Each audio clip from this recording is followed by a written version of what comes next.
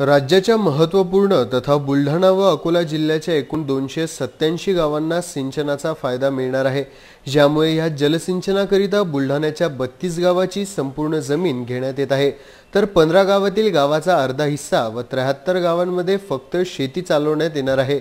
काही महिन्या अगोदर राज्याचे मुख्यमंत्री देवेंद्र फडणवीस यांनी नांदुरा गावाचा दौरा केला होता।